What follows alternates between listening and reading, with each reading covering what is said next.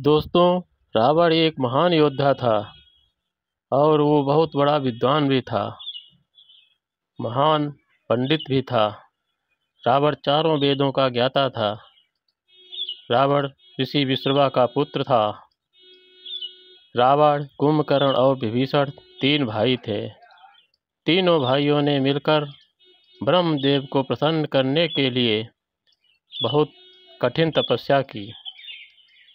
तीनों भाइयों की तपस्या से प्रसन्न होकर ब्रह्मदेव प्रसन्न हुए और प्रकट हुए।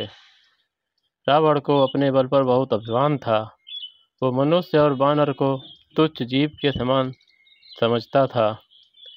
इसलिए ब्रह्मदेव से उसने वरदान मांगा कि हे ब्रह्मदेव, यदि आप वास्तव में मुझ पर प्रसन्न हैं तो मुझे ये वरदान दीजिए कि मनुष्य और वानरों को छोड़कर मैं किसी के मारे ना मरूं।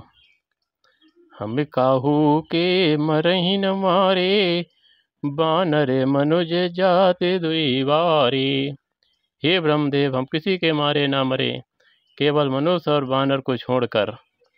वो मनुष्य और वानरों को तुच्छ जीव समझता था। रावण को ब्रह्मदेव के द्वारा वरदान प्राप्त होने पर उसका अभिमान और बढ़ गया। उसने तीनों लोकों में भयंकर तबाही मचा दी। तीनों लोकों में उसके प्रताप से हाहाकार मचने लगा। उसने देवताओं तक को नहीं छोड़ा, सभी देवताओं को अपने बस में कर लिया। जहाँ कहीं भी धार्मिक अनुष्ठान होता था तो उसके अनुचर जाकर उस अनुष्ठान को खंडित कर देते थे। इससे देवताओं का बल क्षीण होने लगा। रावण के इस अत्याचार से धरती त्राहिमाम करने लगी। धरती ने गौ रूप धारण किया और प्रभु की सभी देवताओं के साथ मिलकर प्रार्थना की। उसकी प्रार्थना से प्रसन्न होकर ब्रह्म वाणी हुई कि आप लोग चिंता ना करें, मैं जल्द ही अवतार लूँगा। कुछ ही समय बाद रामावतार हुआ। अहंकारी रावण ने राम की पत्नी माता सीता का अपहरण किया। फलस्वरूप रावण का समूल नाश हुआ।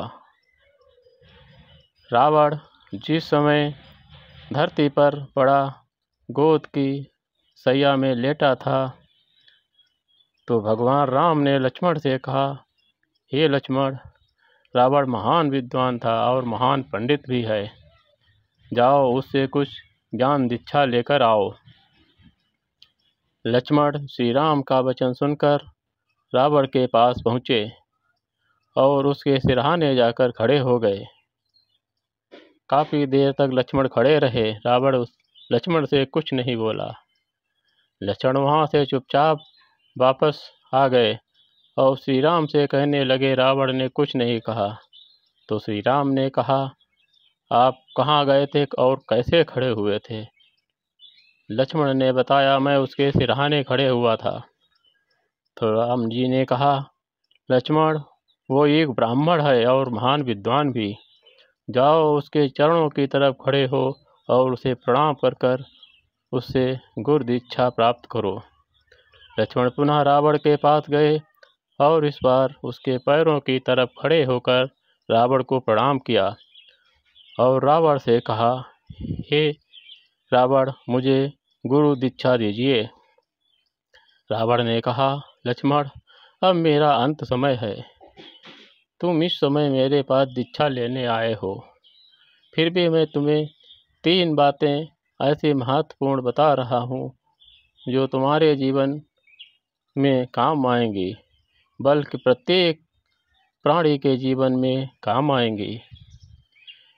पहली बात ये कि जो भी शुभ कार्य या अच्छा कार्य सोचो उसे भविष्य के लिए कभी मत टालना। उसे जितनी जल्दी हो सके कर लेना।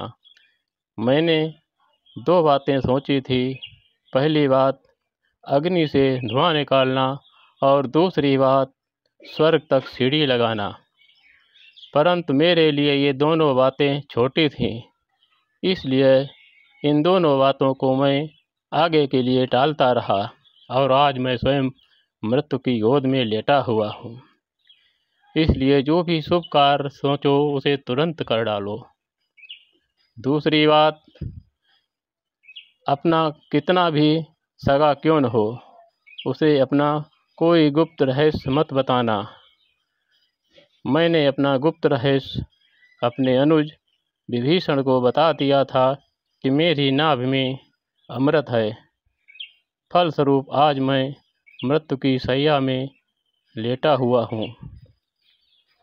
तीसरी बात, कभी भी अपने शत्रु को छोटा मत समझना।